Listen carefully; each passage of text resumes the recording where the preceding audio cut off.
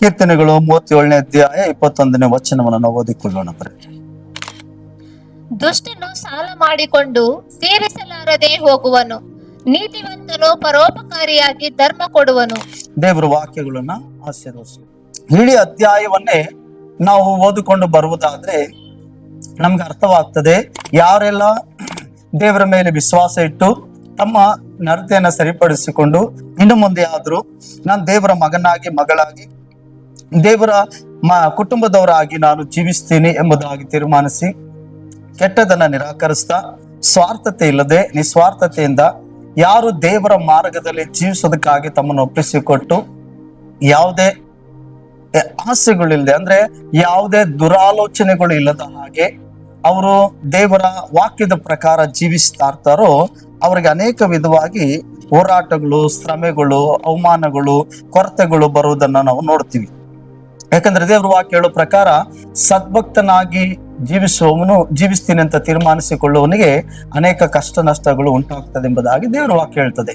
ಆ ರೀತಿಯಾಗಿ ದೇವರ ಅನುನತಿಯಲ್ಲಿ ದೇವರೊಟ್ಟಿಗೆ ನಾವು ನಡೆಯುವಾಗ ಈ ಲೋಕ ಬೇಡಪ್ಪ, ಲೋಕದ ಆಲೋಚನೆ ಬೇಡಪ್ಪ, ಲೋಕದ ಆಸೆಗಳು ನಮಗೆ ಬೇಡ, ನಾವು ದೇವರ ಮಗನಾಗಿ ಮಗಳಾಗಿ ದೇವರ ಮಕ್ಕಳಾಗಿ ಮುಂದೆ ನಾನು ಜೀವಿಸ್ತೀನಿ, ನಾನು ಯೇಸು ಸ್ವಾಮಿಯ ಯೇಸು ಸ್ವಾಮಿ ವಾಕ್ಯದ ಪ್ರಕಾರ ನಾನು ನಡ್ಕೊಳ್ತೀನಿ, ನಾನು ಆತನೊಟ್ಟಿಗೆ ನಿತ್ಯ ಜೀವವನ್ನ ಹೊಂದಬೇಕು, ನಾನು ಆತನ ಬರುವಿಕೆಗಾಗಿ ಸಿದ್ಧತೆಗೊಳ್ತೀನಿ ಎಂಬುದಾಗಿ ಈ ಲೋಕವನ್ನ ದೇವರಿಗೆ ಇಷ್ಟ ಇಲ್ಲದನ್ನ ನಿರಾಕರಿಸಿ ಯಾರೆಲ್ಲ ತಮ್ಮನ್ನು ತಾವು ಪ್ರತ್ಯೇಕಪಡಿಸಿಕೊಂಡು ಪರಿಶುದ್ಧರಾಗಿ ಪರಿಶುದ್ಧತೆಯಲ್ಲಿ ದೇವರ ವಾಕ್ಯವನ್ನು ಹಿಂಬಾಲಿಸ್ತಾ ಇರ್ತಾರೋ ಅವಾಗ ಅವರ ಜೀವಿತದಲ್ಲಿ ಕೆಲವು ಏರುಪೇರುಗಳು ಬರ್ತದೆ.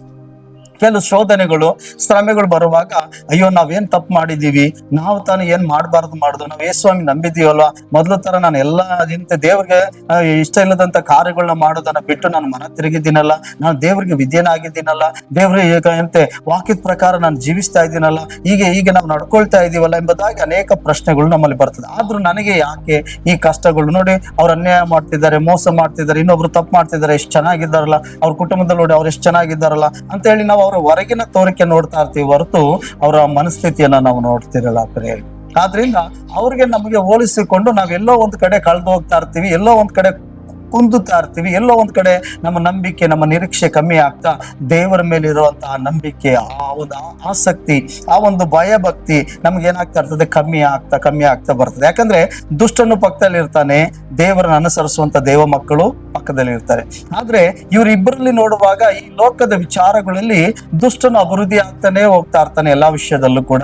ಆದ್ರೆ ನೀತಿವಂತನ ಏನ್ ಮಾಡ್ತಾ ಇರ್ತಾನೆ, ದೇವ್ರು ಅನ್ಕೊಂಡು ದೇವರ ಭಯ ಭಕ್ತಿಯಲ್ಲಿ ಪ್ರಾರ್ಥನೆ, ಚರ್ಚು, ಓ ದೇವರೇ ಸ್ತೋತ್ರ, ಈ ರೀತಿಯಾಗಿ ದೇವರ ಮಾರ್ಗದಲ್ಲಿರೋನು ಅದೇ ರೀತಿಯಾಗಿರ್ತಾನೆ. ಕೆಲವು ವಿಷಯಗಳಲ್ಲಿ ಅವನು ಬೆಳವಣಿಗೆ ಆಗಲ್ಲ. ಅಂದ್ರೆ ಸಾಮಾಜಿಕವಾಗಿ ಈ ಲೋಕದಲ್ಲಿ ಆರ್ಥಿಕ ವಿಷಯವಾಗಿರ್ಬೋದು, ಕುಟುಂಬದಲ್ಲಾಗಿರ್ಬೋದು, ಕೆಲವೊಂದು ಆಶೀರ್ವಾದದಲ್ಲಿ, ಕೆಲವೊಂದು ವಿಷಯಗಳಲ್ಲಿ ಜನರ ಹೊಗಳಿಕೆ ಆಗಿರ್ಬೋದು, ಜನರ ಲೋಕದ ಮುಂದೆ ಘನಪಡಿಸೋ ವಿಷಯದಲ್ಲಿ ಆಗಿರ್ಬೋದು, ಕೆಲವು ಕಾರ್ಯಗಳು, ಘಟನೆಗಳು ನಡೀದೇ ಇದ್ದಾಗ, ಕೆಲವರು ಜನಗಳು ನಮ್ಮನ್ನು ಗುರುತಿಸದೇ ಇದ್ದಾಗ, ಜನರು ನಮ್ಮನ್ನು ಹೊಗಳದೇ ಇದ್ದಾಗ, ಅಯ್ಯೋ ನೋಡಿ ನಾವ್ ಮನಸ್ಸಲ್ಲಿ ನಾವು ಅನ್ಕೊಳ್ತೀವಿ ಎಷ್ಟು ಕೇಡು ಮಾಡ್ತಾರೆ, ಎಷ್ಟು ತಪ್ಪು ಮಾಡ್ತಾರೆ, ಎಷ್ಟು ಸುಳ್ಳು ಹೇಳ್ತಾರೆ, ಅವ್ರಿಗೆ ಈ ಕಾಲಗಳು, ಘಟ್ಟಗಳು, ಅದಕ್ಕೆ ನೋಡಿ ಅವ್ರನ್ನೆಲ್ಲರನ್ನ ಏನ್ ಮಾಡ್ತಾರೆ, ಚೆನ್ನಾಗಿ ಹೊಗಳ್ತಾ ಇದ್ದಾರೆ.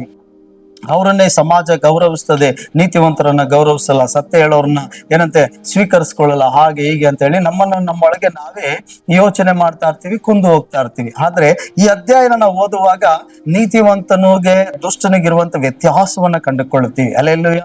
ಎಲ್ಲವನ್ನ ಬಿಟ್ಟು ದೇವರ ಮೇಲೆ ನಂಬಿಕೆ ಇಟ್ಟು ನಿರೀಕ್ಷೆ ಉಳ್ಳವರಾಗಿ ಈ ಲೋಕವನ್ನ ಬೇಡ ಅಂತ ಹೇಳಿ ದೇವರ ಹಿಂದೆ ಹೋಗುವಂತ ದೇವರ ಮಕ್ಕಳು ಈ ಅಧ್ಯಾಯನ ಓದುವಾಗ ಅಪ್ಪ ಯೇಸುವಿನ ರಕ್ತದಿಂದ ತೊಳೆಯಲ್ಪಟ್ಟಿರೋರಾಗಿರುವಂತ ನಾನು, ದೇವರೇ ಹೌದು ಸ್ವಾಮಿ, ನನಗಿಟ್ಟಂತ ಮೇಲುಗಳು ಸಹಾಯಕ್ಕಾಗಿ ಸ್ತೋತ್ರ.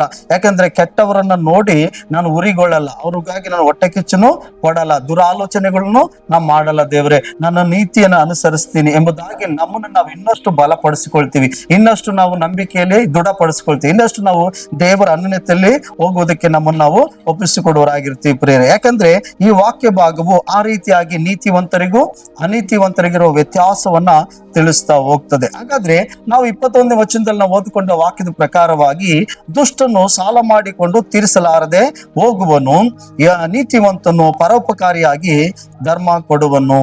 ಹಲ್ಲೆಲೂಯಾ. ಹಾಗಾದ್ರೆ ನೀತಿವಂತನು ಯಾರು, ದುಷ್ಟನು ಯಾರು?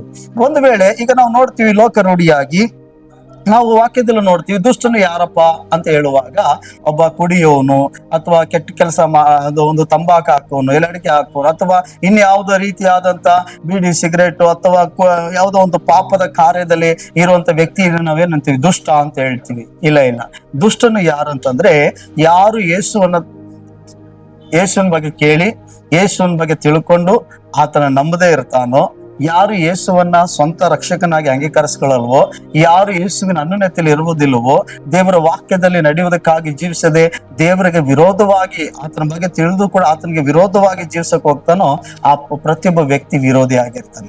ಅಂದ್ರೆ ದೇವರ ಮಕ್ಕಳು ಹಿಂಜರಿಕೆ ಅಲ್ಲ ನಾನು ಹೇಳ್ತಾ ಇರೋದು, ಶೋಧನೆ ಬಂತು ಹಿಂಜರಿದು ಹೋಗ್ಬಿಟ್ರು, ಏನೋ ಒಂದು ಬಲಹೀನತೆಯಲ್ಲಿ ಇದ್ದಾರೆ, ಆ ರೀತಿ ಅಲ್ಲ.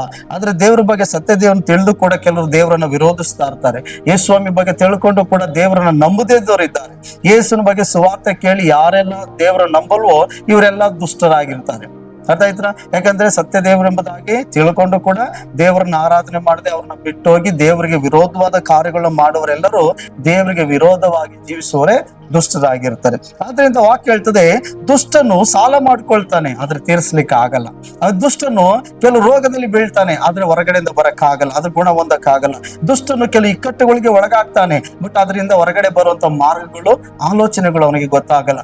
ದುಷ್ಟನಿಗೆ ಏನಂತ ಕೇಡುಗಳು, ಶ್ರಮೆಗಳು, ಸಂಕಟಗಳು ಬರ್ತದೆ, ಆದ್ರೆ ಅವುಗಳಿಂದ ಅವನನ್ನು ಬಿಡಿಸುವವರು ಯಾರಿಲ್ಲ, ಕಾಪಾಡುವವರು ಯಾರಿಲ್ಲ, ಅವನು ವಿಮೋಚಿಸುವವರು ಯಾರಿಲ್ಲ. ಆದ್ರೆ ಆ ನೀತಿವಂತನಿಗೆ ಆಗಲ್ಲ. ನೀತಿವಂತನು ಸಾಲ ಮಾಡ್ತಾನೆ, ನೀತಿವಂತ ಸಾಲದಲ್ಲಿ ಇರಬಹುದು, ಆದ್ರೆ ಆತನನ್ನ ದೇವರು ಉದ್ಧರಿಸ್ತಾನೆ. ಯಾಕಂದ್ರೆ ಆತನು ಧರ್ಮಿಷ್ಠನಾಗಿ ಮತ್ತೊಬ್ಬರಿಗೆ ಸಹಾಯ ಮಾಡುವಾಗೆ ದೇವರು ಇಡ್ತಾರಂತೆ ಪ್ರೇರೆ. ಹಾಗಾಗಿತ್ತೇನೆ ವಾಕ್ಯ ಹೇಳ್ತದೆ, ನಾವು ಹೇಗೆ ನೀತಿವಂತರಾಗಿದ್ದೀವಿ, ನಾವು ಹೇಗೆ ನೀತಿವಂತರಾಗಿದ್ದೀವಿ ಅಂದ್ರೆ ನಾವು ಪ್ರಾರ್ಥನೆಗೆ ಬರೋದ್ರಿಂದ ನೀತಿವಂತರಾಗಿಲ್ಲ, ಅಥವಾ ನಾವು ದೇವರನ್ನ ಆರಾಧನೆ ಮಾಡೋದ್ರಿಂದ ನೀತಿವಂತರಾಗಿಲ್ಲ, ಅಥವಾ ನಾವು ಸತ್ಯವೇದ ಓದಿದ್ರಿಂದ ನಾವು ನೀತಿವಂತರಾಗ್ಲಿಲ್ಲ, ಅಥವಾ ನಾವು ಕಾಣಿಕೆಯನ್ನು ಕೊಡೋದ್ರಿಂದ ನಾವು ಯೇಸುವಿಗೆ ನೀತಿವಂತರಾಗ್ಲಿಲ್ಲ. ಆದ್ರೆ ಯೇಸು ಕ್ರಿಸ್ತನು ಸಿಲುವೆ ಮೇಲೆ ನಮ್ಮ ಪಾಪಗಳಿಗಾಗಿ ತನ್ನನ್ನೇ ತಾನು ಒಪ್ಪಿಸಿಕೊಟ್ಟಿದ್ರಿಂದ, ಆತನು ರಕ್ತವನ್ನು ಸುರಿಸಿದ್ರಿಂದ, ಆತನು ಸಿಲುವೆ ಮೇಲೆ ನನಗಾಗಿ ನನ್ನಲ್ಲಿನ ಪಾಪಗಳಿಗಾಗಿ ಪ್ರಾಣ ಕೊಟ್ಟಿದ್ರಿಂದ ಏನಂತೆ ಆ ರಕ್ತದಿಂದ ನಾವು ನೀತಿವಂತರಾಗಿದ್ದೀವಿ.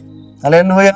ಅದನ್ನ ಯಾವಾಗ ನಾವು ತಿಳಿದು ನಮ್ಮ ಹೃದಯದಲ್ಲಿ ನಾವು ಯೇಸುವನ್ನು ಅಂಗೀಕರಿಸಿಕೊಂಡು ನಮ್ಮ ಪಾಪಗಳನ್ನ ಕ್ಷಮಾಪಣೆ ಕೇಳ್ಕೊಳ್ಳೋದಕ್ಕಾಗಿ ಆತನ ಮುಂದೆ ಅರಕೆ ಮಾಡಿ ನಾವು ಯೇಸುವನ್ನ ಹೃದಯದಲ್ಲಿ ಸ್ವೀಕರಿಸಿಕೊಂಡುವೋ, ಯೇಸುವಿನ ಮೇಲೆ ದೇವರೇ ನೀನು ನನಗಾಗಿ ನನ್ನ ಪಾಪಕ್ಕಾಗಿ ಮನುಷ್ಯನಾಗಿ ಈ ಲೋಕಕ್ಕೆ ಬಂದು ಪ್ರಾಣ ಕೊಟ್ಟಿದ್ದಿ, ರಕ್ತ ಸುರಿಸಿದಿ, ಸತ್ತು ಉಣಲ್ಪಟ್ಟು ಮೃತ್ಯುಂಜಯನಾಗಿ ಎದ್ದಿದ್ದಿ ಎಂಬುದಾಗಿ ಯಾವಾಗ ನಾವು ನಂಬುದುವೋ ಆ ನಂಬಿಕೆ ಮೂಲಕವಾಗಿ ನಾವು ರಕ್ಷಿಸಲ್ಪಟ್ಟಿದ್ದೀವಿ ಮತ್ತು ಆತನ ರಕ್ತದಿಂದ ನಾವು ನಮ್ಮ ಪಾಪಗಳು ತೊಳೆಯಲ್ಪಟ್ಟು ನಾನು ನೀವು ನೀತಿವಂತರಾಗಿದ್ದೀವಿ ಪ್ರೇರೆ. ಹಲ್ಲೆಲೂಯಾ. ನಾವು ದಾನ ಧರ್ಮದಿಂದ ನೀತಿವಂತರಾಗಿಲ್ಲ, ಆದ್ರೆ ಯೇಸು ಕ್ರಿಸ್ತನ ಕೃಪೆಯಿಂದ, ಯೇಸು ಕ್ರಿಸ್ತನ ರಕ್ತದಿಂದ ನಾವು ನೀತಿವಂತರಾಗಿದ್ದೀವಿ. ಆದ್ರಿಂದ ನಮ್ಮಲ್ಲಿ ವ್ಯಾಧಿಗಳು ಇರಬಹುದು, ನಮ್ಮಲ್ಲಿ ಸಾಲಗಳು ಇರಬಹುದು, ಚಿಂತೆಗಳು ಇರಬಹುದು, ಕಷ್ಟಗಳು ಇರಬಹುದು, ಅಥವಾ ಬೇನೆಗಳು ಇರಬಹುದು, ಅಥವಾ ಯಾವುದೋ ಒಂದು ಇಕ್ಕಟ್ಟಾದ ಪರಿಸ್ಥಿತಿಯಲ್ಲಿ ಹಾದು ಹೋಗ್ತಾ ಇರಬಹುದು, ಅಥವಾ ಯಾವುದೋ ಒಂದು ಅವಮಾನದ ಪರಿಸ್ಥಿತಿಯಲ್ಲಿ ಹಾದು ಹೋಗ್ತಾ ಇರಬಹುದು. ಆದ್ರೆ ದೇವರ ವಾಕ್ಯ ಹೇಳ್ತದೆ, ನಾವು ನಮ್ಮ ಪರಿಸ್ಥಿತಿ ಇದ್ದ ಹಾಗೆ ಇರುವುದಿಲ್ಲ. ಹಲ್ಲೆಲೂಯಾ. ನಮ್ಮ ಸ್ಥಿತಿ ಖಂಡಿತ ಬದಲಾಗ್ತದೆ.